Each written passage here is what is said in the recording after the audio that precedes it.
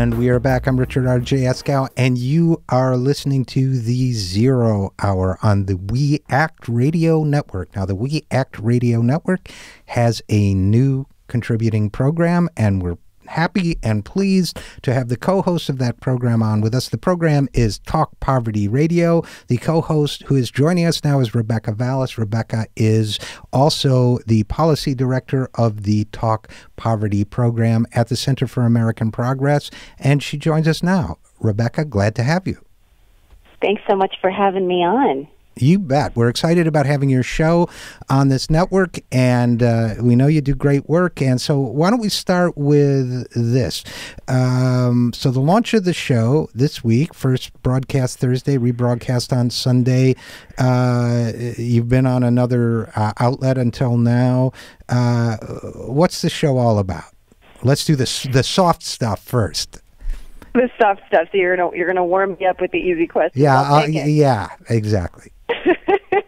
So Talk Poverty Radio, which, as you said, airs Thursdays at 4 on the We Act Radio Network. And for folks who don't listen to traditional radio, you can find it on iTunes. We have a podcast there as well. The radio show is really, it's about lifting up the voices of people who are struggling on the brink, who in many ways really are the real poverty experts, as well as journalists, elected officials, policymakers, advocates, grassroots folks. It's really about having a dedicated show focusing on poverty, a topic that is really all too often ignored. And really one of the major driving reasons why we at the Center for American Progress feel that we need to be talking poverty, as the name of the show really captures, is because as much as people living in poverty are often marginalized and viewed as sort of, an us and them, the reality is that poverty affects all of us. And in fact, it's actually a mainstream experience in America. 4 out of 5 Americans will experience at least 1 year of significant economic insecurity at some point during their working years. They'll either be poor or near poverty, or they'll have to turn to the safety net or unemployment insurance for at least a year. So poverty is not some lifelong status that describes some stagnant share of the population stuck at the bottom. It's really something that all of us are at risk of, and that's why we all need to be talking about it more.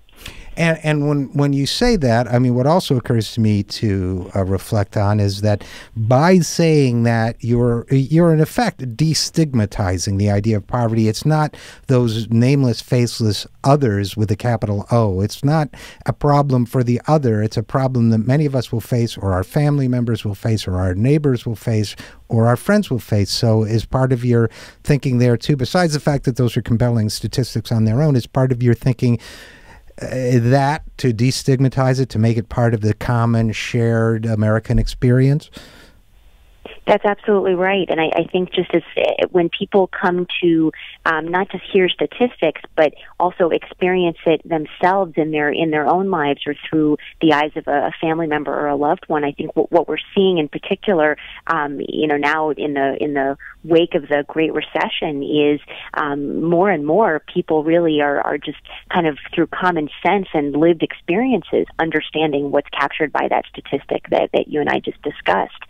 This isn't something you have to tell a lot of people nowadays. People are starting to really understand that poverty is something that can happen to any of us.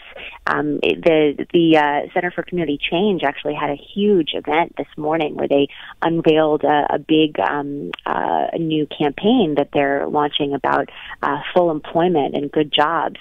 And one of the headline statistics that they shared is something that really all of us should find staggering, which is that 1 in 3 Americans today are living at 200% of the federal poverty level or below, and that's the government's definition for low income. So 1/3 of Americans are low income. In the wealthiest country in the world, I would add. And exactly. Yeah, and we're talking with Rebecca Vallas of the Center for American Progress and co-host of Talk Poverty Radio. Now, let me give you, Rebecca, a little bit of a problem that frustrates me a little bit in our political process, which is you talk to a lot of great people who are politicians themselves, senators, representatives, whomever, or the staffers for them, who say, we talk about the middle class and not about poverty because the middle class and framing in terms of middle class issues when it comes to economics moves votes and poverty doesn't move votes. How do we change that? No, it's exactly right, and I'm really glad that you brought that up because actually in our previous run, Talk Poverty Radio, when we were previously on a different outlet, as you mentioned, we actually had on Senator Sherrod Brown from Ohio to have that very conversation. Why is it that elected officials so often run away from the P word, as he called it, instead of running on poverty?